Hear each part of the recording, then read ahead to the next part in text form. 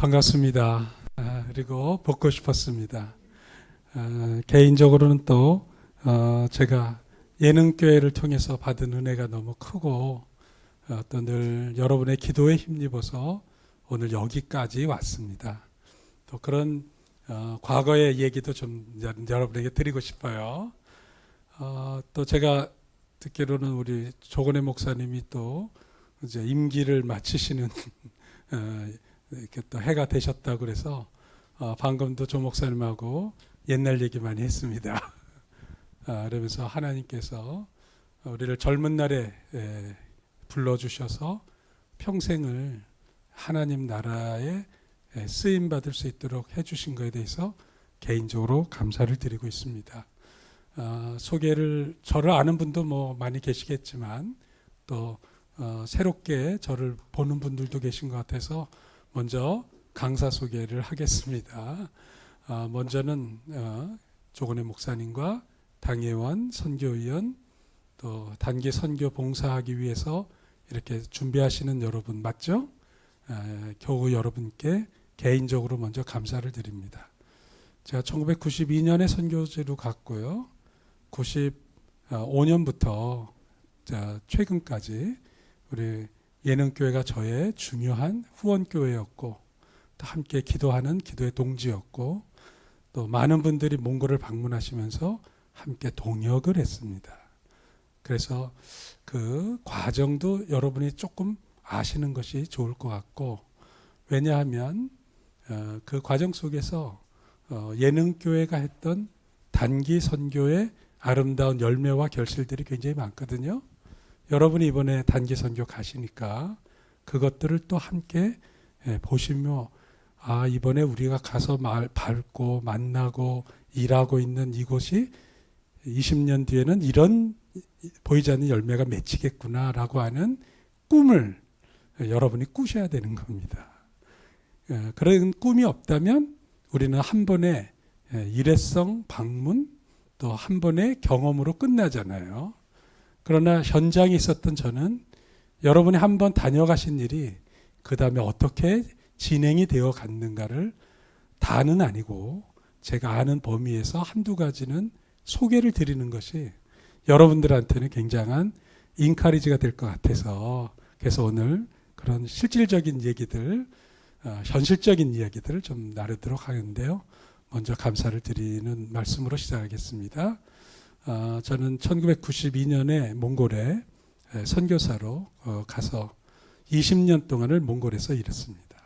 일하는 동안에 이제 학원을 쫓겨나지 않으려고 학원을 시작을 했는데 마침 이번이 여러분이 가시는 네 나라가 다 여차하면 쫓겨나는 나라입니다. 선교사님들이. 저희가 92년에 갈 때는 살벌하기 그지 없었습니다. 정말로. 그래서 쫓겨나지 않으려 학원을 시작한 것이 이제 이렇게 단과대학이 된 거예요. 그래서 학생 수 120명일 때 이제 4년제 학사학위를 주는 단과대학으로 발전했다가 정부 건물을 임대해가지고 이 건물에서만 또 몇 년을 있었습니다. 그리고 난 다음에 종합대학으로 발전해서 제가 이제 5개 단과대학 또 유치원에서부터 박사과정까지 그 이름도 이제 국제 울란바토르 대학 인터내셔널 유니버시티 오브 울란바토르로 이제 발전을 했습니다. 그래서 아까 처음에 강좌 학원으로 시작했던 이 학교가 그 다음에 이제 칼리지가 되고 유니버시티가 되고 그 다음에 이제 초등학교서부터 계속 발전해 가다가 지금은 아예 뭐 학원, 거대한 학원이 됐습니다. 그런데 제가 이제 물러줄 때 2010년에 학생 수 대학 2,800명, 제 안에 이계신 목사가 초중고등학교를 설립하고 교장을 했고 그 전에 학생처장을 했습니다. 지금 여기 같이 와 있는데요. 잠깐만 일어나 주시겠어요? 예, 제 안에 이계신 목사입니다. 제 아내는 물리학을 전공하고 대학원에서 이제 신학을 하고 또 또 교육학을 또 대학원에서 또 했습니다. 그리고 그다음에 저희 공동체 전체가 교직원이 한 230명, 3,500명일 때 저희들이 이제 학교를 이양을 했고, 그래서 이렇게 대학 총장으로 17년 설립자 겸 총장을 제가 했습니다. 제가 46살 때 사진입니다. 그리고 학교가 이제 완전히 재정 자립도 했고, 학교 그때 자산 평가를 했더니 한 2,150만 불일 때 제가 이양을 했습니다. 지금은 1억 불도 넘습니다. 학교 재산이. 그래서 공익법인으로 여기 조건의 목사님 계시잖아요. 2002년 그래서 우리 후원회 회장인 김동현 목사님, 이분이 여기 이제 가브리엘 선 기도회 그게 다 저를 파송하고 함께 기도했던 그 기도의 힘을 입어서 한 거예요. 그래서 재단을 저희가 만들고 이사장님 함께해서 저희들이 공익법인으로 10년 동안 제가 이제 1인 외국인 투자 회사 제가 사장 겸 총하다가 이제 공익법인으로 만들어서 학교의 모든 걸 출연하고, 그 다음에 이제 재단을 만든 다음에 재단에 제가 이제 이양을, 사립 종합대학교니까 그래서 이제 공공 운영하도록 했는데, 제가 있을 때 노무현 대통령 부부가 저희 학교를 방문하셨어요. 대사님 부부고 반기문 유엔 총장이 되셨는데 이때는 외교통상부 장관이셨고, 안보실장님인데 나중에 후 외교부 장관이 되셨어요. 제가 이제 인도했고, 그래서 우리 학교에서 학생들과 1시간 동안 한국어로 대화의 시간을 가졌는데 얼마나 감동을 많이 받으셨는지 다들. 특별히 끝나고 난 다음에 우리 반기문 그때 장관님이 한국 그 정보통신부 장관님한테 얘기해 줘가지고 50만 불 프로젝트를 1년 뒤에 저희 대학에다가 만들어 주셨습니다. 그래서 제가 우리 국민의 세금을 가지고 선교도 하고 그랬습니다. 지금도 이 정보조건센터가 있고요. 그리고 그 다음에는 또 포스코에서 대통령이 다녀오시니까 10월 달에 또 포스코 청암재단에서 오셔가지고 저희 학교 학생들 25명을 4년 동안 풀 스칼라십을 주면서 또 인재를 양성해서 또 그런 일도 있었고요. 그리고 나서 제가 이제 다 이양하고 한국에 돌아왔더니 또 주한대학원대학교 선교대학원에서 또 총장을 하라고 그래서 8년간 했습니다.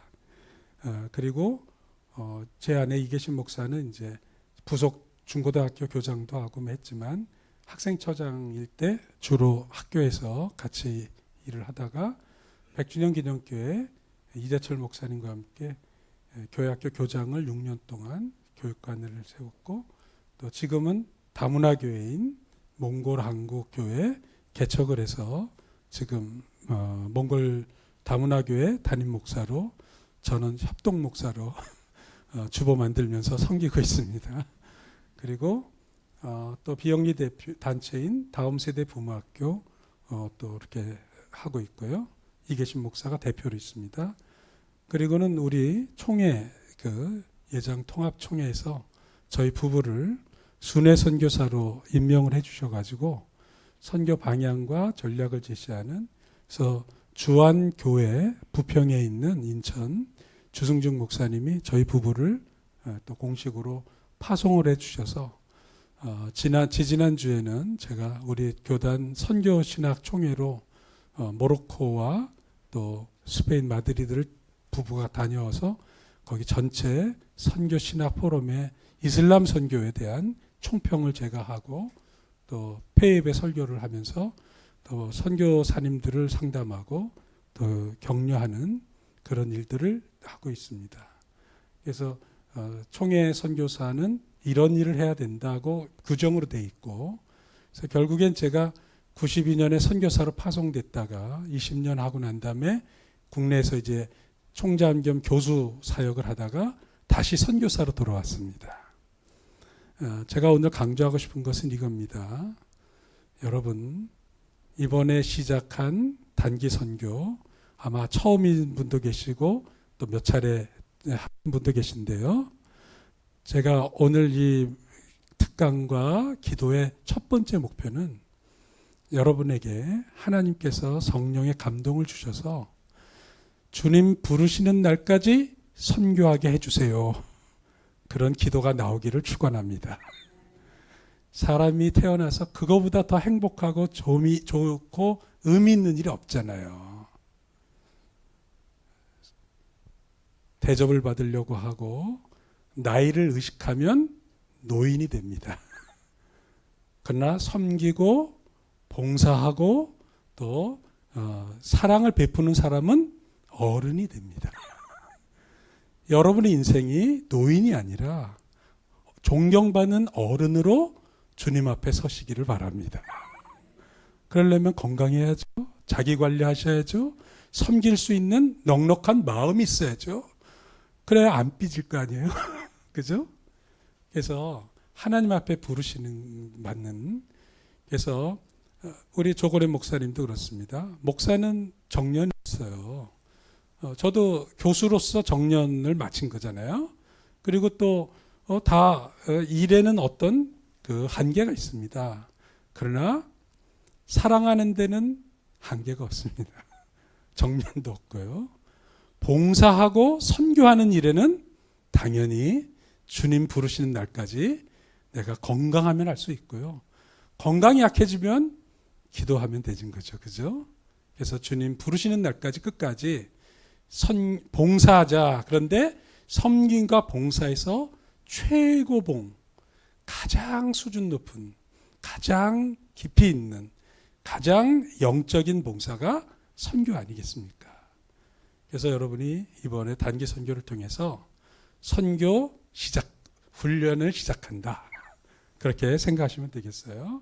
그래서 저희는 이제 이렇게 5가지 주 활동들을 그냥 하고 있습니다. 이게 이제 저희 근황을 말씀드리는 거예요. 이 가운데는 이제 제가 우리 몽골을 다녀가신 분도 계시고 또 제가 몽골에서 학교를 다 이양하고 나왔다고 하니까 윤 총장 지금 뭐 하고 있나, 그 다음에는 어떻게 됐을까 궁금하신 분도 계셔서 제가 저를 후원해 주시고 기도했던 교회에 대해서 좀 소개하는 것도 필요하고, 한편으로는 선교사 하나 가정을 보냈는데 하나님이 엄청 쓰시네, 그런 느낌 받으셨죠? 그죠? 하나님이 하시니까요. 그래서 막대기 같은 사람도 하나님께 사로잡히면 놀랍게 하나님이 일하시더라. 그런 것들을 나누고 싶었습니다. 저희가 1985년에 장신대에 저희 동기들이 한 150명 됐습니다. 그 가운데 조건의 목사님이 조건의 목사님이 이렇게 젊은 청년으로 우연히 가을날 캠퍼스에서 사진 찍었는데 대학원 때요. 행정학 전공하셨잖아요. 저는 경영학을 원래 전공했고, 이 친구는 영문학을 전공했고, 이 친구는 법학을 전공했습니다. 이 친구는 교육학을 전공했고, 그러니까 다 전공이 다 달라요. 그런데 신학 대학원에 와서 3년간 같이 이제 목회 선교하려고 했는데 결국 하나님이 다 교수로 뭐 이렇게 다 썼는데, 이 가운데 특별히 우리 3사람이 친하게 지냈어요. 그래가지고 또 저 조건의 목사 안교성 교수가 또 교회 신대원 졸업하자마자 또 소망교회에서 같이 또 부목사로 같이 일을 했어요. 전도사로. 그러니까 이제 안 그래도 친한데 또 자연스럽게 더 친하게 됐죠. 그러다가 이 친구가 저보고 몽골 가자고 꼬셨어요. 선교사로. 그래서 워낙 좋은 친구, 뭐 8개 국어를 능통하게 하는 그런 대학원도 영문학을 했어요. 그래서 이 친구가 이제 몽골 가자. 나중에 결국 몽골 성경을 번역을 했고, 또 케임브리지 대학에서 박사한 다음에 장신대 교수하다가 지금 여기 응암동에 이번 5월 말에 한국 기독교 역사 박물관을 만드는데 관장이 됐습니다. 하나님이 다 또 이렇게 쓰시는 거예요. 그래서 이제 이 친구 따라서 우리 2 가정이 몽골 간 거고, 조건의 목사님은 1년 뒤에 저희 그 92년에 갔고 조 목사님은 93년에 여기 교회로 부임을 하셨어요. 그래서 우리 같이 기도 모임으로 날마다 같이 기도하고 주로 청계산으로 산기도를 다녔습니다. 젊은 날에. 그리고 이제 묘도에 전도 여행 가자 그래가지고 같이 전도하러 갔었고, 그리고 졸업할 때 조건의 목사님, 이재철 목사님 아세요? 예, 100주년 주님의 교회 하시는, 우리 다 같은 클래스메이트입니다. 또 다 친하게 지냈고, 그래서 세 가정이 이제 졸업 사진 찍은 거예요. 신학 대학원 졸업할 때.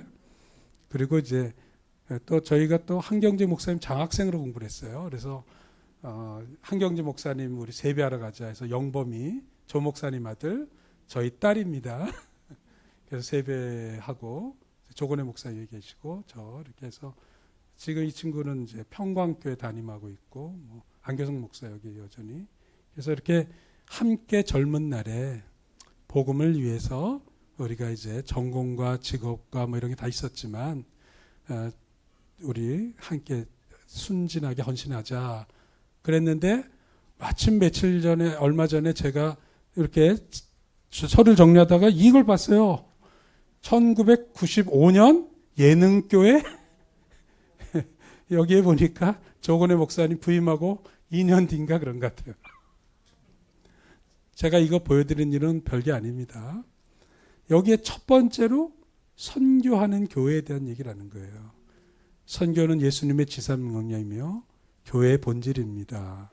예능교회는 국내 선교부, 해외 선교부, 음악 선교부로 나누어 선교에 힘쓰고 있습니다. 하면서 국내에 이렇게 하시는 거예요. 이때 시작해서 오늘날 지금 30년이 지났습니다. 정확하게. 이게 95년에 나온 자료니까요. 그래서 30년 지난 다음 예능교회가 어떻게 변했습니까? 또 어떤 열매와 결과들이 있었습니까? 여러분 다 아시겠죠, 그죠? 그리고 그 선교의 열매와 노력이 결국 제가 강조해드리고 싶은 거는, 선교는 하나님의 뜻이고 우리가 구원받은 것에 대한 감사의 응답이고 또 하나님 예수님의 명령이어서 교회의 가장 큰 사명이 선교였다. 근데 목사님이 초기부터 이 교회에 대한 선교적 사명을 불러일으키셨다. 만약에 예능교회가 선교하는 일에 전념하지 않았다면 어떻게 됐을까요? 굉장히 은혜롭고 좋은 사교 클럽이 됐을 겁니다. 그죠? 수준 높은 사람들이 모여서 잘 지내는, 그러나 선교하는 교회였기 때문에 하나님께서 세계를 향해서 나가게 하시고 또 부흥케도 하시고 또 이 인력과 또 함께하는 모든 것들을 통해서 하나님의 영광과 생명을 구원하는 일에 예능교회를 사용하셨다. 저는 그렇게 믿습니다. 그러면 선교는 무엇인가? 풀러 대학원의 찰스 베냉겐 선생님은 선교는 하나님의 백성들이 성경을 중심으로 나이, 세대 차이와 경제, 문화, 교육, 지역 등 각종 경계, 바운더리를 넘어가는 것이다. 타 문화로 넘어가고요. 그래서 여러분들이 만약 자녀들과의 세대차가 있는데 그 자녀에게 생명의 복음을 나눌 수 있다면 그건 여러분이 선교하고 있는 것입니다. 이건 삶의 경계도 굉장히 큽니다. 그죠? 생활 수준의 격차도 꽤 크고요. 또 인식의 차이도 사실은 굉장히 큽니다.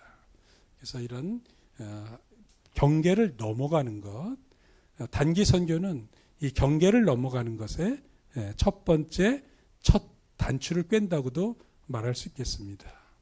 그래서 제가 여러분, 특별히 젊은 분들에게 도전하는 것은 여러분의 경계를 호기심으로든 도전 정신으로든 순수한 마음이든 여러분들이 경계를 넘어가시고, 이 넘어가는 것이 여러분의 인생 가운데 새로운 커리어로 성장 발전할 수 있게 되기를 바랍니다.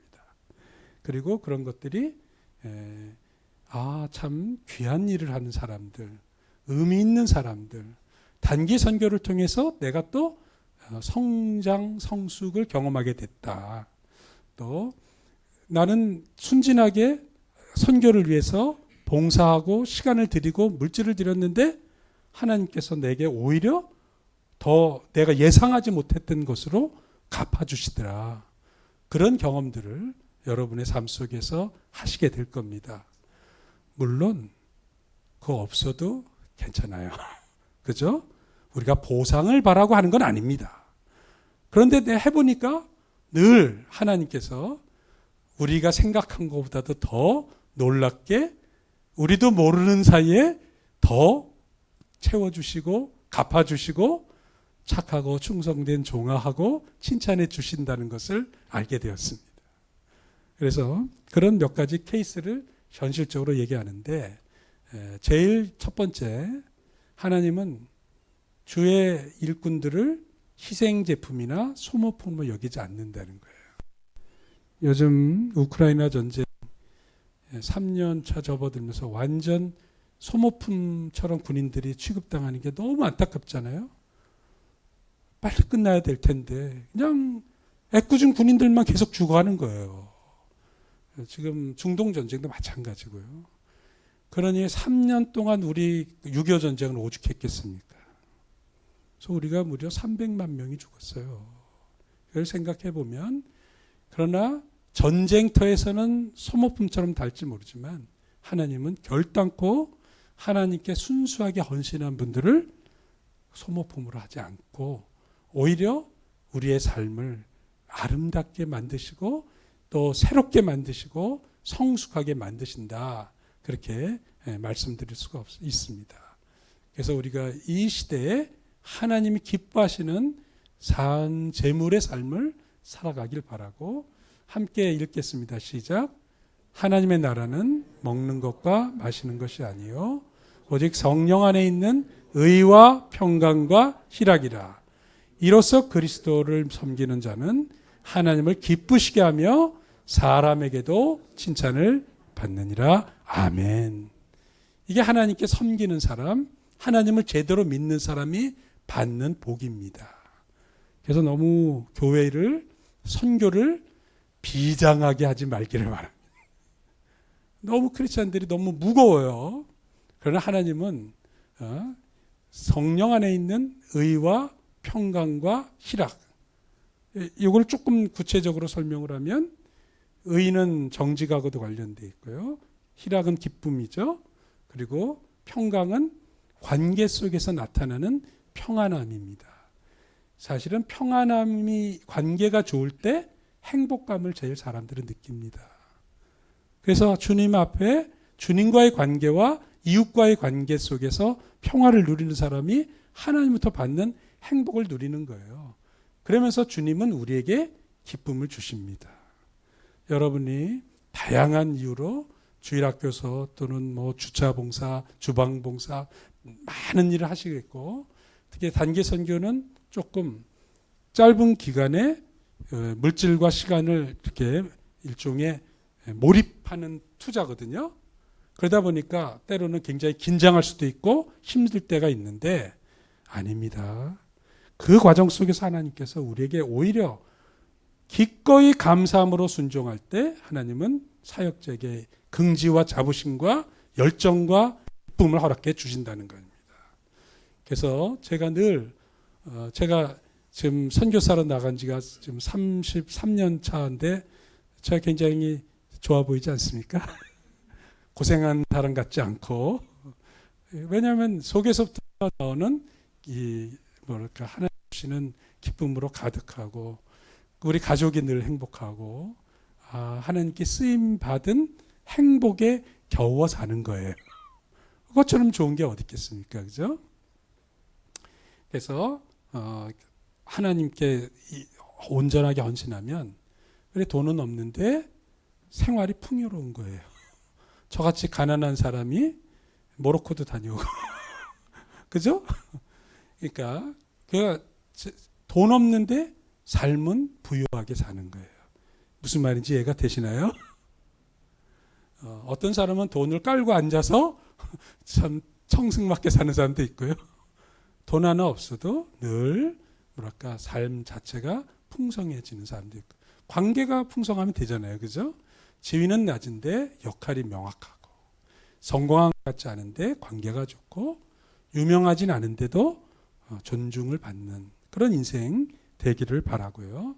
하나님께서 그렇게 하고 특별히 소박한 기쁨으로 충만하길 바랍니다. 그래서 여러분이 이번에 예를 들어 땅을 한번 밟는 것만으로도 너무 행복해 그렇게 고백하시기를 바랍니다.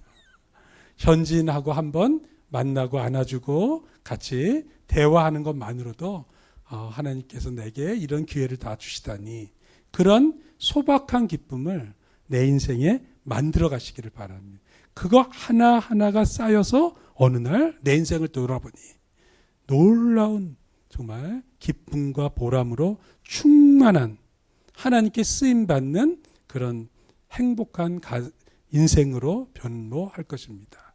그래서 오늘 주제처럼 성행신 선교는 자기가 받을 거 다 받는 게 아니고 어려운 환경에 들어가서 필요한 역할을 하나님 앞에 감당할 때 그것을 예수님이 우리를 구원하기 위해서 하늘 보좌를 버리시고 이 땅에 내려오셔서 인간의 몸을 입으신 다음 우리와 함께 사시다가 우리의 죄를 지시고 십자가에 달려 돌아가심으로 인류 구원을 완성한 사건, 그것을 성육신이라고 그러는 거예요. 하나님이 인간이 되셨다.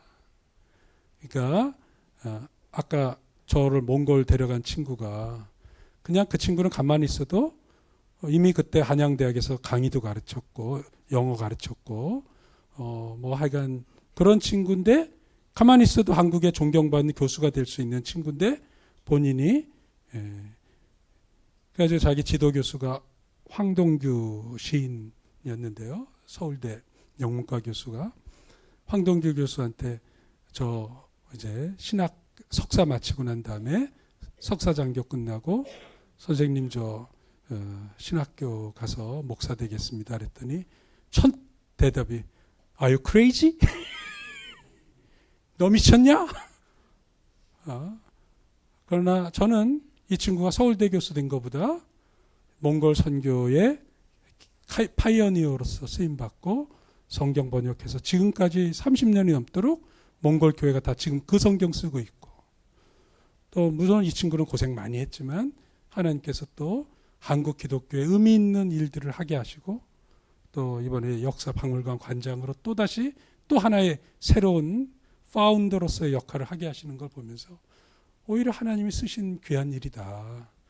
그러나 자기의 기득권과 삶을 포기하고 어려운 현장에 들어가서 하나님이 기뻐하시는 역할을 감당하고 사는 거.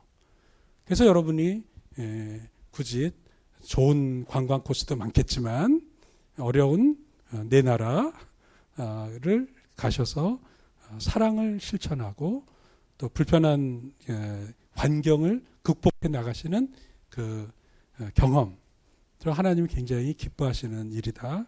저는 그렇게 봅니다. 그래서 자원에서 선교지로 가는 삶을 살길 바랍니다. 그 한 예로 몽골에 연세친선병원이 있었는데 이 연세친선병원에 그 군대를 면제받으면서 해외 봉사하는 코이카 국제협력 의사라는 제도가 있습니다. 그래가지고 그 의사 제도로 소아과, 재활의학과 그 의사 부부가 몽골에 와서 예수를 믿었어요. 그러니까 그냥 이 친구는 군대 면제도 받고 봉사할 겸 그냥 착한 마음으로 몽골에 3년간 근무하고 이제 군대 면제 받고 군의관처럼 그래 가는 건데 몽골에 와서 저희 울란바토르 한인교회 다니고 여기서 봉사활동하고 했습니다. 그때 대사님이시고 여기 이분이네요. 여기 최원규 이분 애기 뭐 돌잔치라고. 근데 저는 몽골에 가서 복을 받았습니다. 신앙이 없었는데 이곳에 이미 와 계신 선교사님이 만나서 이분들이 왜 몽골에 오셨을까 이해가 안 되더래요. 그리고 재물이 더 생기는 것도 아니고 명예를 받는 것도 아니고 하나밖에 없는 삶인데 왜 이 힘든 몽골에 사나. 그러나 이분들을 통해서 예수 믿고 믿음 때문에 몽골에 오셨고 그래서 그분들이 아는 예수님 성경을 배우고 싶어서 왔다가 자기는 하나님을 알게 되었다. 그리고 이분이 LA 탈보 신학교로 마치자마자 가서 그곳에서 신학을 공부하고 목사 안수도 받습니다. 그리고 인터서브 선교회로 가입을 해서 몽골에 다시 와가지고 2003년부터인가요? 지금까지 몽골 선교사, 의료 선교사로 계속해서 일을 하고 지금 연세 세브란스 병원의 선교회 이렇게 담당 목사님으로 또 물론 진료도 합니다만은 하고 있는데요. 하나님께서 이분을 얼마 전에 지금 외교부 장관 대신 조태열 장관님이시네요. 하여간 그때 또 이태석 신부상 재밌잖아요. 카톨릭 신부를 기념하는 해외 봉사상을 외교부가 안 만들어 놓고는 목사님 개신교 목사님한테 하여간 상을 주셨어요. 제가 이 상을 보여준 건 상이라는 게 아니라 이분이 젊은 날을 부부 의사로서 선교지에서 자기의 삶을 온전하게 헌신하는 이런 아름다운 모습이 3년의 코이카 군의관 그러니까 국제협력 의사의 경험이 이 그를 하나님께 헌신하게 만드는 계기가 되었다. 그래서 저희도 이분 예수 믿게 전도하고 그랬으니까 하나님이 기뻐하실 거예요. 같이 즐겁게 하고 떠나는 날 제가 얼마나 심각하게 당신 같은 사람이 하나님께 헌신해서 몽골에 다시 돌아와야 된다. 그리고 이 연세병원에 원장을 해야 된다. 그래가지고 제가 막 얼마나 진지하게 얘기를 했는데 순수한 사람이다 보니까 뭐 제 얘기 때문에 온 건 아니지만 하여간 하나님께 순종을 했습니다. 그게 중요한 거죠.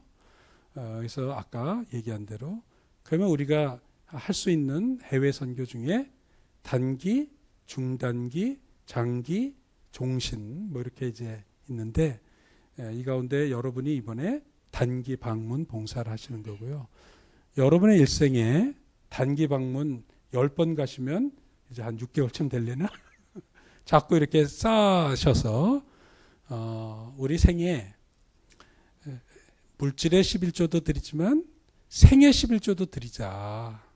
얼마나 의미 있는 거예요. 그죠?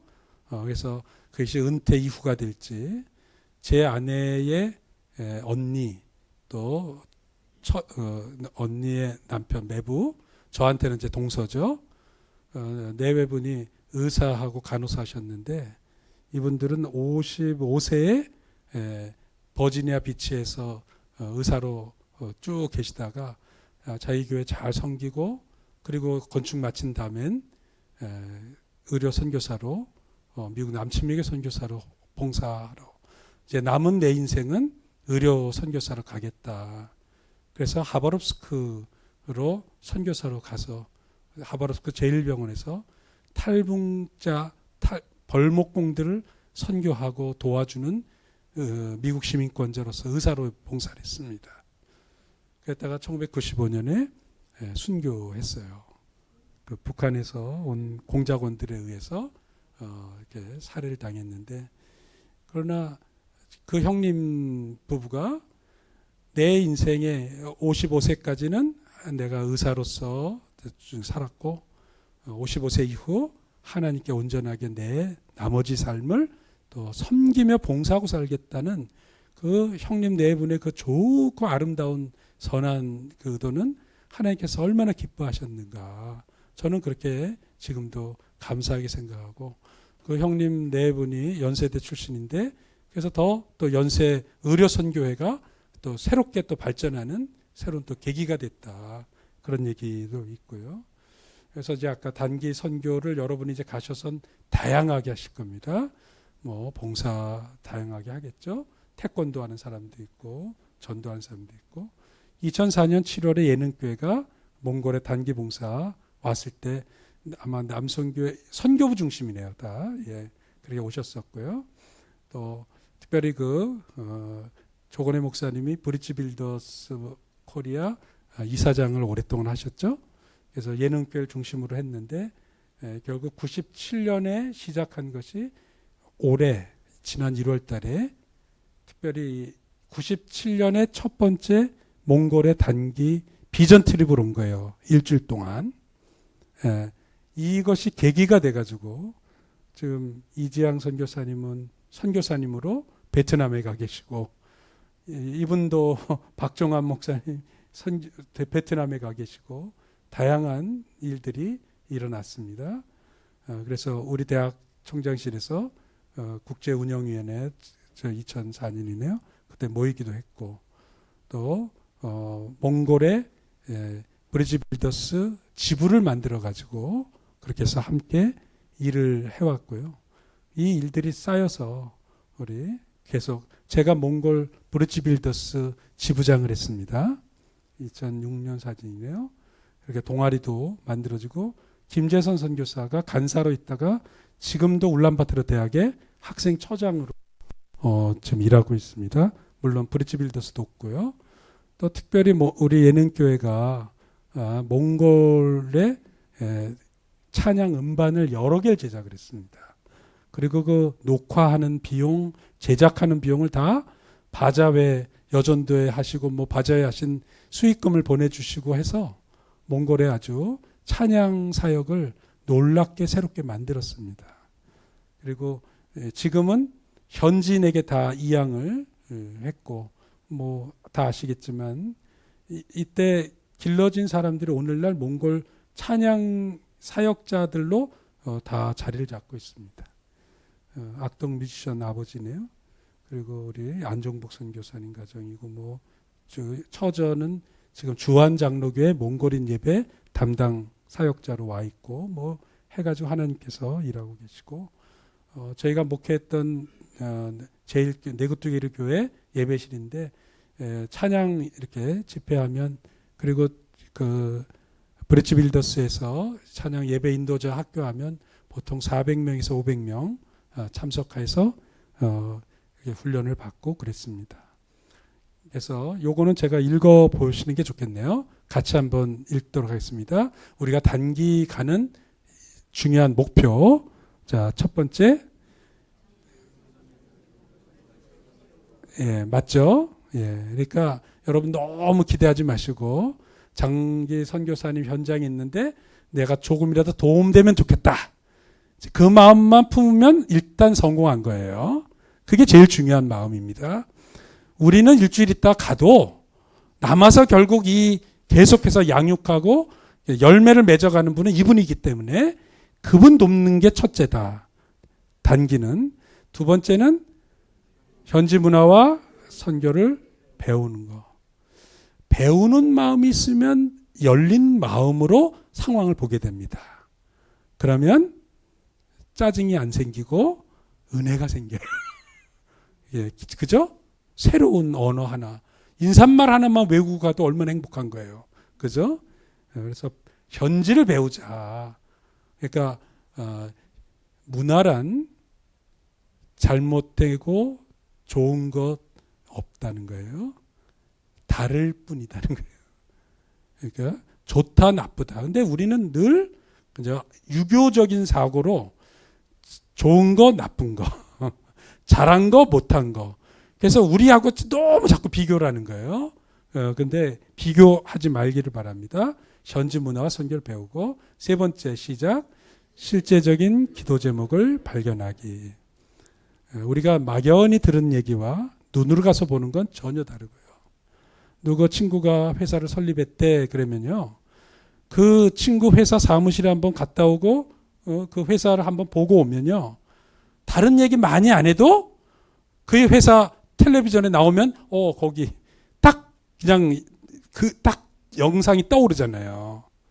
우리가 막연하게 기도할 때는 아프리카 그러면 아프리카인다. 웃돌이 벗고 그렇게 살 줄 알잖아요. 맨발에. 아니잖아요. 가면 다 짝퉁이라도 나이키 티셔츠 입고 그리고 아프리카인데 왜 이렇게 덥지 않지? 이러기도 하고 그죠? 케냐가 고원지대이기도 하고 전혀 우리가 생각한 아프리카와 전쟁하는 아프리카는 전혀 다르거든요. 청바지 입고 다니는 흑인 청년들을 만나는 건데 그래서 같이 축구하고 오는 게 더 의미가 있는 건데 말이죠. 우리는 그저 아프리카 원주민, 토인, 마사이족 그것만 연상해 가면 잘못되는 거잖아요. 그래서 실질적으로 현장에 하나님께서 내게 주시는 기도의 제목들을 발견하고 이거를 위해서 기도하는 것 그게 중요하다. 네 번째, 내가 만일 이곳에 파송된다면 내가 입장을 바꿔놓고 내가 여기서 적응하고 지낸다면 어떤 느낌일까? 그걸 여러분이 생각하셔야 되고요. 다섯 번째, 현지 지도자와 현지 기독교를 존중하는 거. 그러니까 예를 들어서요. 현지에 도와주는 현지인 청년들이 뭐 대여섯 명과 우리 단기팀 10명이 만났다. 식당을 같이 가서 먹게 된다 그러면 단기 선교의 가장 기본은 현지인 먼저 음식을 전달해주고 그분들이 막 서빙하려고 그러면 적어도 한두 분은 나가서 같이 서빙하든지 현지 분 앉으시라고 우리가 봉사로 온 건데 하면서 현지인 포스트 이렇게 나는 나중에 그리고 현지인과 현지 기독교를 존중하고 어떤 교회는 찬양만 1시간을 넘게 드리는 거예요. 그러면 막 1시간 동안 서서 있으니까 너무 힘들잖아요. 그때는 내가 좀 앉으면 되는 거지.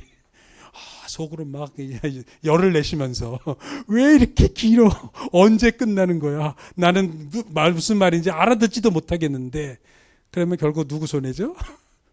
자기만 손해보는 거예요. 이분들은 이렇게 뜨겁게 찬양하시는구나. 어쩌면 우리는 이 뜨거운 찬양의 열기를 잊어버리는지도 몰라. 그리고 이 사람들은 이렇게 찬양을 통해서 하나님 앞에 정말 강렬하게 나가기를 원하나 보다. 이분들의 입장에서 이분들의 문화와 예배 형태를 존중해 주는 거. 예배 시간에 좀 떠들 수도 있잖아요. 시끄러울 수도 있잖아요. 또 복장이 좀 우리 마음에 안 들 수도 있잖아요. 우리가 꼭 양복 입고 나와야 되는 거 아니잖아요. 그래서 그런 걸 존중하라. 그 다음에 여섯 번째 시작. 전체 봉사단이 함께 은혜 받도록. 이거는 쉬운 건 아닙니다. 특히 요즘같이 개성이 강한 시대에 각자 그죠? 강렬한데 최대한 함께 은혜를 받도록 서로 존중하고 또 섬기자 그런 얘기하고 싶고 해외 봉사의 경험을 축적하시고 교회 전체에 여러분의 선교적 열정을 다녀오시고 난 다음에 뒷말하지 않기.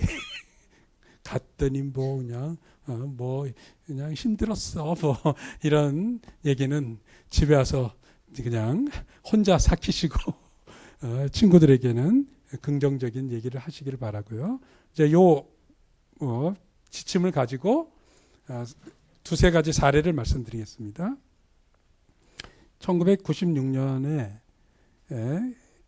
전남대학교 전자공학과 졸업생이 일주일 동안 혼자서 자비랑 선교를 왔어요. 겨울에 IBF 선교팀이 와가지고 일주일 동안 같이 가면서 비전 트립을 했는데 이 친구가 그때 너무 은혜를 받은 거예요. 그리고는 아르바이트 해가지고 자기가 돈을 모아서 혼자 다시 일주일 동안 여름에 방문해가지고 나한테 연락을 했어요. 제가 할 수 있는 거는 뭐 찬양, 인도, 기타 같은 거 가르칠 수 있는데 그때도 가르쳤고 이번에 그때 가르친 학생 중에서 몇 명이 꼭 편지도 나누고 그랬는데 더 봉사하고 싶다는 거예요. 그래서 그래라 그랬죠. 그래가지고 그때 학생도 있었고 몇 사람도 있었습니다. 이때 이 형제가 기타 가르친 사람 중에 하나이가 을지라고 하는 고등학생이었어요.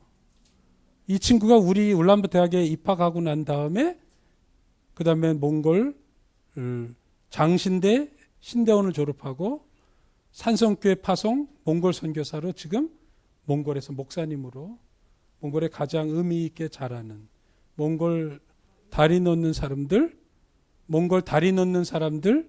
총무를 하고 있습니다. 담임 목사님으로 일하고 계세요. 그러니까 얘 중학교 때 기타 가르친 사람은 첫 번째 시작한 사람은 전도사님이에요. 그 대학생이에요. 단기로. 그리고 갈 때 기타 놓고 가라 그랬죠. 기증하고 가라고. 그 가난한 몽골 중학교 애들이 기타 하나, 그래가지고 그때 이제 아멘교회를 나오게 됐는데, 아멘교회 기타 한 3대 정도 있었어요. 얘들이 공부만 끝나면 교회 와서 뚱땅거리고 줄 끊어 먹고. 그러나 결국 그때 배운 기타로 하나님이 오늘날 이렇게 찬양 사역자로. 이 친구가 산성교에서 전도사 할 때 저녁 찬양 예배 인도 때 맨날 했대요. 그러다가 어느 날 파송 예배를 드리려고 나와서 을지 전도사님 그러니까 어느 분이 와서 을지 전도사님이 몽골 분인 줄 몰랐어요. 성이 을지신 줄 알았대. 남궁 뭐 을지 그래가지고 을지문덕 그래서 그러면서 몽골 분이 이렇게 한국말을 잘하시고 찬양 인도를 너무 은혜롭게 이건 다리 놓는 사람들에서 배워서 한 거예요. 그래가지고 지금 이렇게 하나님 쓰임 받잖아요. 근데 저는 걱정은 이분이 지금 어디서 뭐 하는지도 몰라요. 이분은 과연 자기가 그때 씨를 뿌렸던 단기 선교의 열매가 이렇게 나타난 걸 알 수 있을까? 모를 것 같아요. 모르죠, 뭐. 그때 이제 몇 명 안 가르쳤으니까. 그래서 제가 그 을지를 제가 미국의 풀로 대학원에 있을 때 또 불렀어요. 미국에다 한번 와서 봐라. 그래서 랄프 윈터의 US 센터 포 월드 미션 거기도 같이 보고 또 한 자매는 그때 기타 배운 자매 중에 하나가 토야라고 하는 자매였어요. 이 자매가 이렇게 또 그때 기타 배워가지고 몽골 뭉우자리갈이라는 목사님하고 또 결혼을 했어요. 그래서 이 가족이 됐습니다. 지금 몽골 한 200명 정도 나오는 신암들 교회 담임 목사로 애 넷을 기르면서 일하고 있고 얼마 전에 한국에서 출판 기념회를 했어요. 이 형제가 이게 어디서 했나? CTS에서 했는지 가지고 한국에 지금 굉장히 잘 팔리는 책 중에 한 권입니다. 자기에게 복음 전해준 선교사님에 대한 글과 함께 그 간증들을 기록을 했는데요. 하나님이 이렇게 사용하시잖아요. 지금 주빌리 몽골기도 대표로 북한 선교 앞장서고 있는 그런 좋은 목사입니다. 또 단기 선교사님 탐석자들에게 하나님께서 우리에게 이렇게 놀라운 유익을 줍니다. 그래가지고 이 친구는 대학생 선교회를 왔다가 목사가 됐고 또 우리 학교에서 1년간 IBF로 와서 봉사했는데 하나님이 카이스트 대학원 졸업하고 왔거든요. 이 자매가 지금 과학원 카이스트 교수로 일하고 있는데 자기 석사 논문을 가지고 우리 학교 컴퓨터학과 애들에게 가르쳤어요. 근데 이 배운 애들이 몽골 소프트웨어 경연대에서 금상을 받았습니다. 그러니까 선생님도 좋고 얼마나 보람이 첨단 교육을 1년 동안 봉사활동을 했으니까요. 그래서 내가 그때 지은경 선생이 이뻐가지고 어떻게 이렇게 오려고 그랬냐 그랬더니 제가 아무래도 결혼하기 전에 하나님께 헌신을 하지 않으면 이제 영영 선교지 못 올 것 같아서 내 인생에 젊은 때 결혼하기 전 1년을 봉사하겠다고 석사학위 마치자마자 우리 학교에 지원해서 온 거예요. 그래서 참 아름답게 봉사활동을 했고요. 제가 이제 우리 애들 얘기지만 얘들도 이제 선교사 자녀니까 계속 훈련을 받잖아요. 그래서 이 녀석이 이렇게 고3 때 영어 초등학교 애들 가르치고 우리 딸은 그 봉사단 단기 봉사단하고 맨날 같이 다니더니 결국 아프리카 다니면서 월드비전 지금 사역자로 일하고 지금은 본부의 국제 재무 담당을 맡고 있습니다. 그리고 아들은 또 방콕 국제학교에 가서 선교 2년 동안 단기 선교 봉사를 부부가 같이 결혼하자마자 1월에 예능교회에서 결혼했습니다. 그 조건의 목사님이 우리 아들 이름도 줘줬거든요. 그래가지고는 이제 여기서 이제 결혼식도 여기서 하고, 그리고 이제 1월에 하고 2월달에 곧바로 방콕에 가서 그 학교 애들 이렇게, 여기 제 아들이 여기 있네요. 그래서 태국 아이들에게 이제 가르쳤는데, 지금 콜롬비아 대학에서 교육 선교사로 헌신을 했습니다. 그래서 뉴욕에 대학원 다니는데, 또 지 와이프는 단기 선교 간다고 일주일 동안 피지를 간다고 선교 기도 제목을, 이렇게 얘네 교회는 왕성교회인가 하는 교회는 단기 선교 가는 애들이 일주일 가면서 기도 카드를 이렇게 만들어서 기도해 달라고 친구들에게 이렇게 보내는 거예요. 그래서 자기 일주일 동안 다녀오겠다. 근데 피지 가서 건강하게 하나님의 선교 비전을 깨닫고 오게 달라고. 근데 피지에 갔더니 거기에 굉장히 심각한 그 국가적 기도 제목이 온난화 현상으로 피지가 계속 황폐화되면서 물이 조금씩 해면이 올라오는 거예요. 근데 얘가 그때 서울대 환경대학원 다니고 있었거든요. 대학원. 여기서 피지에서 아이디어를 얻어가지고 기후 환경 문제를 내가 더 깊이 있게 가야 되겠다. 그래서 인턴으로다가 지원한 데가 GCF라고 송도에 있는 녹색 기후 기금에 인턴으로 자기가 지원을 했어요. 선교지 가서 비전을 보고, 그리고는 자기 논문의 방향을, 그래서 나중에 석사 논문 제목이 피지에서의 기후 변화에 관한 재정 운용에 대한 연구예요. 그러더니 나중에 여기 송도, 인천 송도에 GCF 거기에 가다가 나중에 UNDP에서 얘를 스카우트해 갔어요. 그래가지고 지금 UN 본부에서 지금 정규직으로 일하고 있습니다. 그것도 기후 관련 재무 담당으로. 그래서 재작년에 저희 며느리가 됐으니까, 그래가지고 제가 일부러 반기문 장관님이 2006년에 우리 학교 왔는데, 내가 2023년에 뉴욕 본부에 갔더니 자랑스럽게도 큰 초상화가, 역대 UN 사무총장 초상화가 있어 일부러 찍어놨습니다. 기념으로. 이렇게 보여주려고요. 그러니까 얘도 피지 단기 선교로 갔다가 하나님께서 그런 영감과 아이디어와 결국 하나님이 이렇게 인도하시잖아요. 그래서 저는 젊은이들에게 더 단기 선교에 더 많이 가도록 여러분이 격려해 줘야 되는 거예요.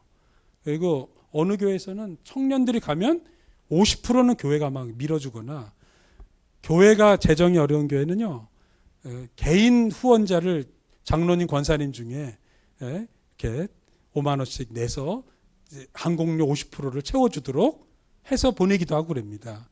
청년들에게 눈을 뜨게 해주려고 하는 거예요. 그러면 이제 선교를 어떻게 할 것인가 얘기를 하고 이제 마치도록 할 건데, 조금 길어요. 그러니까 여러분이 집중해서 들어주시겠는데, 읽어보겠습니다. 시작. 선교는 하나님께서 하신다. 우리는 순종할 뿐. 내가 선교하려고 하지 않기를 바랍니다. 내가 하려고 하면 내 주장, 내 계획, 내 의견이 너무 강하게 반영이 되면요, 선교사님하고 충돌하고 동료들하고도 불편해지고, 그죠? 왜냐하면 다 자기 스타일, 자기 고집, 자기 의견이 있거든요. 근데 선교는 하나님이 하신다. 이건 제가 정말 뼈저리게 깨닫는 것입니다. 그래서 우리는 뭐냐? 순종하면 하나님께서 하신다. 그러면 순종하는 사람에게 요구하시는 하나님의 뜻은 뭐죠? 순종하는 사람은 성실하게, 책임감 있게, 그죠? 부지런하게 순종만 하면 되는 거잖아요. 그래서 선교는 열정으로 하는 것이 아니라 성실함으로 하는 것이다. 순종하는 겸손한 마음으로 하는 것이다. 그래서 대표적인 예가, 주께서 뭐라고 하시든지 시키는 대로 하라. 마리아가 하인들한테 해준 말이에요. 그랬더니 예수님이 물을 떠다 갖다 주라. 그래서 하인들이 물을 떠다 갖다 줬는데 어떻게 됐죠? 물이 포도주, 그것도 최상급 포도주로 변한 거예요. 그러면 선교는 뭐냐? 하나님이 물을 포도주로 만드는 역사라는 거예요. 죽을 영혼을 영원한 생명으로 살리시고요. 희망 없는 사람에게 그 민족의 지도자로 만드시고, 그리고 새로운 민족의 바람을 일으키시는 건 하나님께서 하시는 일입니다. 여러분, 우리 한국에 오늘 여기까지 온 것도 하나님 하신 거예요. 다만 그 현장에 물 떠다 준 하인들이 있었던 거예요. 어떤 사람은 정치계에서 하인 역할을 했고, 어떤 사람은 교육계에서 했고요. 어떤 사람은 비즈니스계에서 그 일을 해서 오늘 우리나라가 온 거예요. 여러분, 그걸 믿으셔야 됩니다. 우리가 잘나서 된 게 아니에요. 우리가 잘나서 되면요, 어느 날 우리는 콧대가 높아지는 순간 몰락의 길을 걷게 돼 있습니다. 그래서 선교는 하나님이 하신다. 우리는 순종할 뿐이다. 그 얘기를 여러분에게 드립니다. 그래서 오늘 성경 말씀을 보면 가나안 정복 전쟁을 앞두고 여호수아가 시딤에서 여리고 성을 정탐을 하게 만듭니다. 그때 정탐꾼이 여리고 성에 들어갔을 때 라합을 만납니다. 그래서 이것이 두 번째 정탐이에요. 그래가지고 눈의 아들 여호수아가 시딤에서 두 사람을 보내서 하니까 라합의 기생집에 들어가서 했습니다. 그래가지고 이 일을 했는데 그곳에서 내부자 라합이 이렇게 증언을 합니다.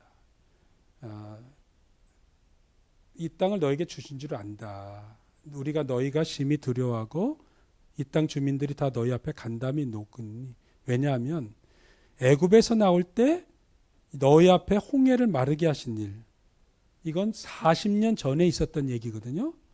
근데 40년 전에 있었던 얘기를 지금도 기억하고 있는 거예요. 그리고는 그러기 때문에 우리가 다 너희가 오면 무서워 떨고 있다라고 하는 내부 라합이 증언을 하게 되는 겁니다. 이 얘기를 듣고 돌아온 두 명의 정탐꾼이 여호수아에게 보고하죠. 하나님 다 준비시켜 놨습니다. 여리고는 들어가기만 하면 됩니다. 결국에는 여리고는 들어가지도 않고 돌기만 했는데 무너졌잖아요. 그죠? 그것도 물론 하나님이 하신 일입니다. 그러니까 이 하나님께서 하시는 가나안 정복의 이 사건 속에 나타나는 일이에요. 그런데 내부 증언은 이렇게, 우리는 마음 녹았고 하나님께서 다 하신다고, 라합의 증언입니다. 그래서 여리고를 완전히 이렇게 정복을 했고 라합 가족이 구원을 받았습니다. 그러면 왜 40년 뒤에 여리고 갔을 때는 성공을 했고 40년 전에 있었던 데서는 여기 이제 살아났다는 얘기고요. 그리고 이 하나님의 기적의 역사가 있었는데, 첫 번째 정탐 때는 가데스 바네아로 갔다가 이곳에서 12명의 사람을 보내가지고 정탐을 했더니 10명은 가면 안 됩니다. 우리는 메뚜기 같습니다. 거기는 무시무시한 자이언트 안악 자손이 사는 데인데 우리는 뭐 말도 안 됩니다. 그래가지고 막 다 같이 울고불고 난리가 났다는 거 아니에요. 오히려 불평 원망하면서 우리를 이곳에 광야에서 묻을 데가 없어서 광야에 죽게 하려고 했느냐 하면서 모세를 돌로 치려고도 하고, 그때 하나님이 여호수아하고 갈렙만 우리는 갈 수 있다 그랬는데 결국 한마디로 말하면 다 안 가기로 하고 울고 낙심하고 실망했을 때 하나님께서 믿음 없는 너희들을 믿음이 될 때까지 광야에서 40년을 살고 2명만 살려서 다 죽이고 2명만 가나안 땅에 들어가겠다. 그리고 결국 그 여호수아 갈렙 2사람만 들어가는 거 아닙니까? 우리가 지금 단기 선교하는 것도 정탐 여행하고 거의 비슷한 거예요. 하나님의 뜻을 알길 원하고 이 민족을 향한 하나님의 마음이 어떤 마음인가를 배우고 알려고 우리가 가는 건데, 가서 여러분이 어떤 마음으로 그 현상을 바라보고 그 안에 하나님께서 어떤 일을 하고 계시는가, 그 흐름을 봐야 되는 거예요. 근데 그때 어떤 안목과 어떤 자세를 가지고 이것을 볼 것인가, 그게 매우 중요하기 때문에 제가 오늘 이 본문을 보여드리는 것입니다.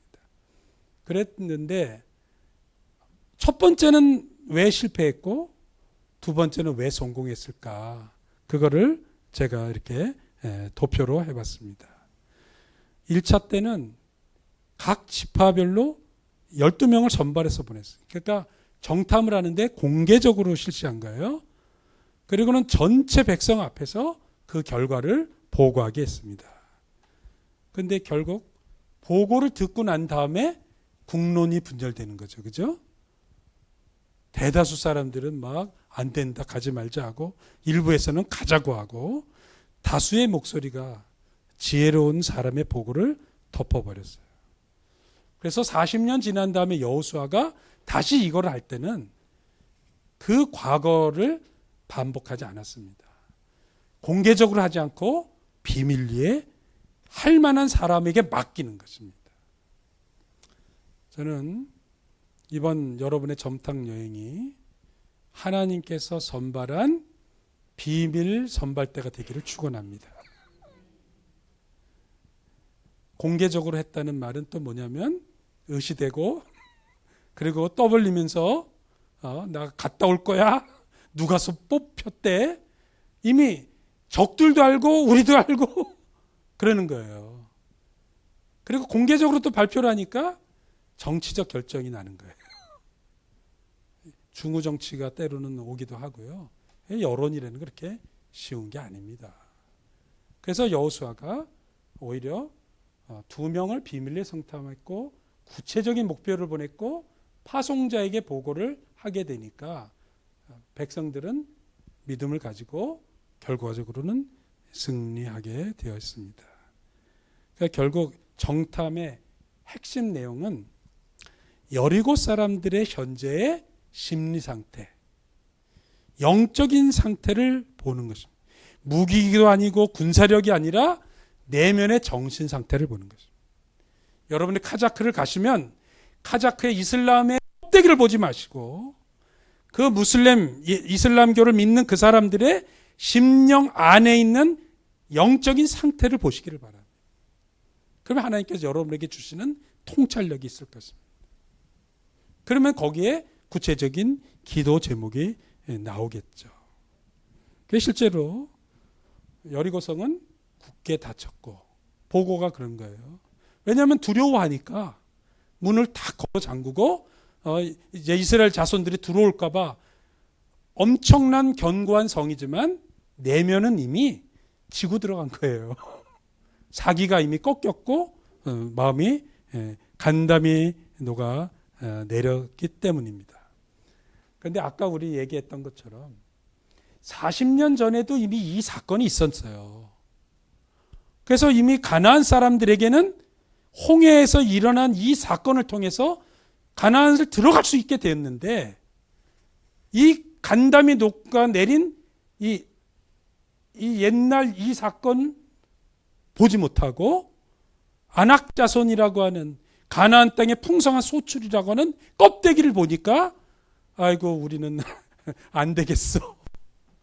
결국 전쟁도 하기 전에 지고 마른 거 아닙니까? 그리고 지고 후퇴한 사람들은 40년이라는 혹독한 고난의 삶을 그냥 황당하게 겪고 살게 된 것입니다. 그러나 두 번째 정탐의 내용은 아까 말씀대로 이 사람들이 그렇게 얘기했잖아요. 정탐한 땅을 악평하여. 여러분 이번에 가셔서 악평하지 않기를 축원합니다. 하나님이 주신 마음으로 그 영혼을 긍휼하게 보시기를 바랍니다. 진실로 여호와께서 그 온 땅을 우리 손에 주셨으므로 그 땅의 모든 주민이 우리 앞에 간담이 녹더이다. 이게 현실은 어려워도 믿음으로 나가는 사람이 받는 담대함이고요. 이런 믿음을 갖고 나가고 순종할 때 하나님께서 함께 하심으로 한 영혼이라도 우리를 통해서 하나님의 사랑을 느끼게 하시고 예수 믿게 하시고, 아까 얘기했잖아요. 이 선교사들이 왜 왔을까? 그래서 이분들이 하자는 성경을 자기들이 공부하고 싶어서 아까 그 국제협력 의사가 예수 믿고 나중에 선교사가 되지 않았습니까? 여러분에게 그 질문을 할 수 있도록 해야 되겠습니다. 다시 말하면 가나안 정탐 사건이 우리에게 주는 교훈이 있는데, 이것은 첫 번째 정탐과 두 번째 정탐 속에서 인간적인 두려움으로 하지 말고 하나님의 약속을 신뢰하는 걸 해야 된다. 두 번째는 부정적인 얘기, 이것이 다른 사람에게 얼마나 나쁜 영향을 끼치는가. 그렇죠? 첫 번째 10명이 부정적인 일 했을 때 10명이 보고를 했는데 운 사람은 누구죠? 200만의 이스라엘 백성이 다 같이 울었어요. 울리지 마세요. 오히려 선교는 기쁘게 즐겁게 하나님 하신다는 걸 나누는 것이 더 중요합니다. 세 번째로는 자신의 능력을 의지하지 않고 하나님의 계획을 신뢰하는, 인간적인 계산이 아니라 하나님의 말씀과 약속을 믿고 하나님의 예비한 그 한 영혼을 만나는 것. 그래서 내가 이번에 가서 정말 한 영혼에게라도 하나님의 사랑을 나누고 오겠다. 그 마음을 가지시면 하나님께서 놀라운 열매를 여러분에게 주실 거라고 저는 믿습니다. 그러나 현실은 우리에게 이 가나안 땅을 주겠다는 약속은 오늘날 예수님을 통해서까지 이루어졌고 가나안 정복은 이루어졌죠. 오늘날 다시 예수님이 땅끝까지 제자 삼아 복음 전하는 선교 명령을 주셔서 오늘까지 진행형입니다. 가나안을 주겠다는 이 정복 얘기는 진행형인데, 작년 12월 16일 날 발표한 세계 종교 박해 지수가 있습니다. 전 세계 선교지 216개국을 다 조사해가지고 통계를 낸 것입니다. 여기 보면 정부, 여기 밑에가 정부 제한 지수인데요. 정부의 박해가 아주 높은 것, 낮은 것. 그 다음에 사회적으로 적대감이, 이건 정부가 제도적으로 하는 행정력으로 못하게 하는 거고요. 중국 같은 데 어마어마하잖아요. 이거는 또 그 나라 국민들이 예수쟁이는 절대 안 돼. 어떤 데는 싫어. 근데 어떤 때는 예수쟁이야? 죽여야 돼. 그런 데 있잖아요. 그러니까 사회적인 적대감도 분위기가 다른 거예요. 그래서 전 세계적으로 볼 때 정부의 제한 지수가 높은 나라가 여기 특별히 작년에 7개 나라가 대거 들었었어요. 그중에 베트남이 있어요. 그 다음에 사회적 적대감 지수는 이렇게 대부분 여기 이제 국가별로 색깔을 이렇게 칠했는데요.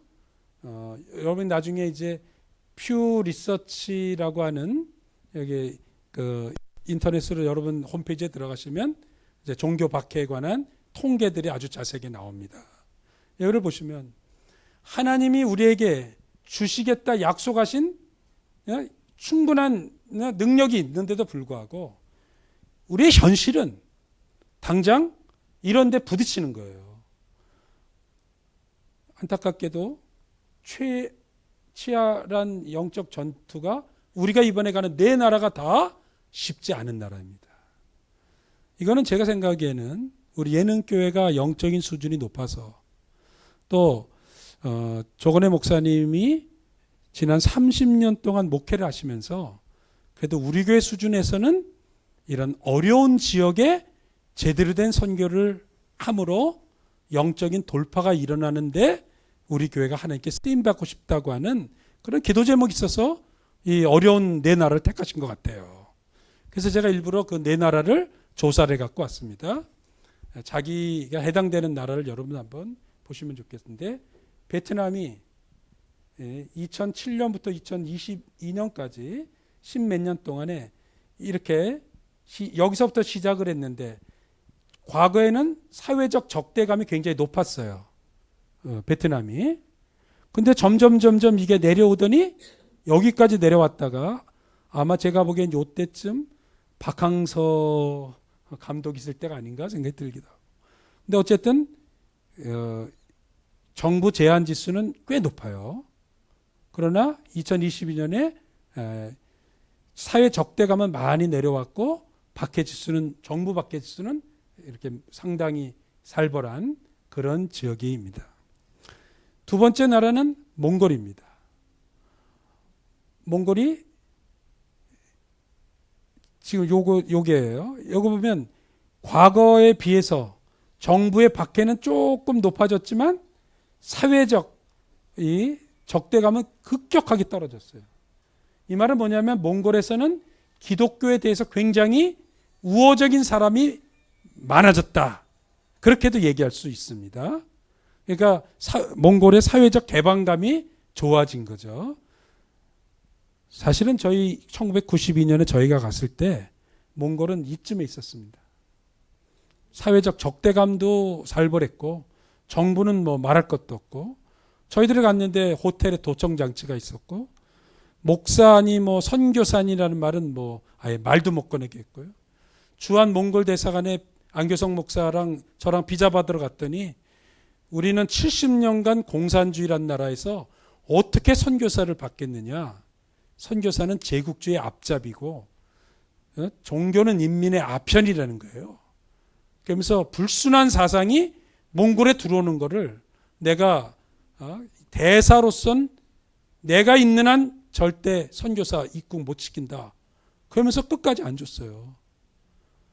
30년이 지났는데 며칠 전에 그분이 저한테 전화하셨어요. 몽골 외교협회 회장님. 그리고는 제가 라오스 간다니까, 윤 총장님 라오스만 돕지 말고 몽골을 도와주세요.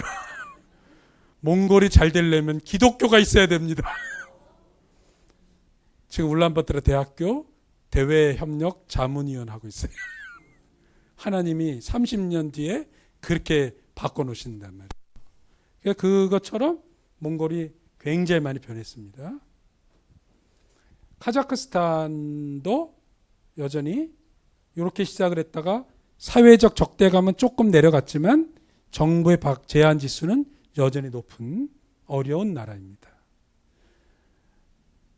라오스는 조금 더하네요. 라오스는 정부 박해도 만만치 않은데 사회적 적대감도 굉장히 심합니다. 그래서 요 네 나라를 제가 비교하면서 한번 해봤습니다.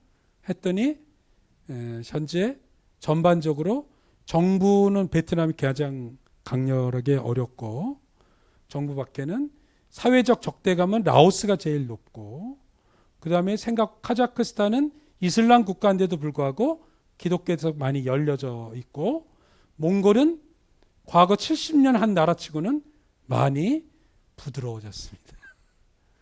저는 조금 더 이렇게 내려가기를 바랍니다. 한국은 최근에 정부 박해 지수는 계속 바닥입니다. 괜찮은데 사회적 적대감 지수가 조금 올라갔어요. 우리나라가 사실 이 정도 있었거든요. 근데 우리나라 조금 올라갔어요. 그래서 이런 거 조심해야 되겠습니다. 그래서 최악의 국가가 있습니다. 아프가니스탄, 이집트, 이라크, 파키스탄, 시리아. 그런데 제가 드리고 싶은 말이에요. 그러면 우리 선교가 이렇게 벽에 부딪혀서 어려우냐? 120년 전 대한민국이 세계 최악의 박해 국가였습니다. 100년 동안 천주교를 통해서 몇만 명을 죽였고요. 그 다음에 개신교 선교사 거의 못 들어오는 나라였습니다. 우리나라 최초의 선교사들은 다 선교사 비자를 받지 못해서 의사로 영어 선생님으로 비자 받고 들어왔어요. 언더우드, 알렌, 아펜셀라 선교사 비자로 들어온 게 아니에요, 이분들이. 그런데 하나님께서 한민족을 120년 만에 완전히 새로운 나라로 바꾸셨잖아요. 사실은 우리가 최악의 국가였는데 대원군의 폐쇄 정책과 정부의 박해와 사회에서는 뭐 서양 사람이 지나가도 돌 던지고 그랬어요. 그런데 우리나라가 아까 얘기처럼 이렇게 내려왔다 그랬잖아요. 특별히 이렇게 내려온 거의 핵심은 이승만 대통령 때의 정부 정책이었습니다. 그래가지고 됐는데 지난 로잔 대회에서 작년 9월 달입니다. 한국교회 역사를 축약한 12개의 오브제를 했어요. 밧줄, 죄로부터 그 성경 번역한 거, 막사발, 태극기, 애국하는 한국 전통, 그 다음에 원수를 사랑하면서 감사한, 시골 섬 지역을 다니면서 복귀하고, 천막교회를 통해서 순복음교회든 많은 교회들이 얼마나 60년대, 50년대, 그리고 민족을 그리스도에게로 캠퍼스 선교, 지하교회의 눈물, 로잔과 최근에 선교의 빛을 갖기 위해서 다시 한국 교회가 세계 선교 운동으로 지난 30년 동안 일한 이 내용들, 이런 것들은 지난 120년의 역사 속에 하나님께서 하신 놀라운 기적 같은 역사입니다. 그리고 하나님이 밭을 갈아서 씨 뿌리고 싹이 나서 꽃 피운 다음 열매 맺어 이게 다시 심겨지기까지 한국이 100년 걸렸습니다. 그래서 우리나라가 1980년대에 와서 처음으로 본격적으로 선교를 보내기 시작했고, 단기 선교가 실제로 시작된 거는 한 25년 전부터입니다. 우리도 그렇게 긴 게 아니에요. 그래서 여러분은 이번에 하나님, 내가 이곳에 가서 씨 하나 뿌리든지 아니면 씨는 안 뿌려도 선교사님 일하시는 동네에 사람들의 마음의 밭을 갈아서 부드럽게 만드는 일에 나를 사용해 주세요. 요 두 가지만 해도 충분하게 하고 오는 겁니다. 믿습니까? 그러면 하나님이 얼마나 우리를 또 사용하시는 거겠어요. 그래서 하나님 100년의 우리나라를 하나님이 사용하셨습니다. 그리고 우리가 선교를 시작을 했습니다. 최근에는 많은 이런 그 반성들이 있죠. 새롭게 더 잘하자는 거예요. 근데 여기 보면 마지막으로 하나님께서 남겨준 두 분의 지도자가 있습니다. 여호수아와 갈렙. 그리고 이 두 사람이 하나님 앞에서 나가서 했고, 그리고 드디어 여호수아를 통해서 갈렙과 함께 가나안 정복 전쟁의 1차 완성을 합니다. 그리고 그때 이 마음을 녹인 내용이 요즘 전 세계의 유럽의 한류 열풍으로, 전엔 독일이 한국이 어디 있냐고 묻던 사람이 다 한국 가고 싶다고 난리잖아요. 유튜브 있는데 뭐 제가 시간이 없어서 빨리 넘기겠습니다. 중동 같은 그 거대한 모슬람 국가에서 지금 한국 드라마가 난리인 거예요.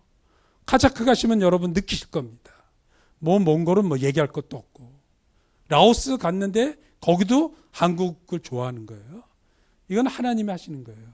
그래서 저희들이 몽골에 갔을 때 저희가 학원을 했고 학교를 시작했는데 정부에서도 반대하고, 뭐 선교사가 쓸데없이 가나다라 가르치냐, 또 이 애들 어떻게 할 거냐, 후원교회도 저 5년 만에 후원을 끊었어요.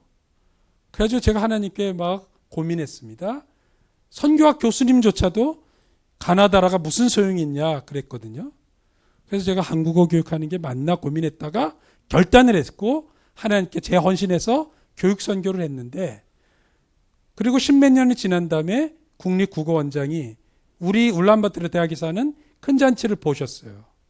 너무 충격을 받으시더니 나한테 놀랍다 그래서 내가 이거 정부가 할 일을 선교사가 하고 있는데 정부가 이런 거 해야 되지 않냐. 남산에 가면 괴테 인스티튜트가 있는데 독일 정부가 한다. 유학 가는 사람 다 거기서 배우지 않냐 그랬더니 이분이 그러는 거예요. 그러면 우리나라는 세종학당이라고 이름을 붙이면 되겠네.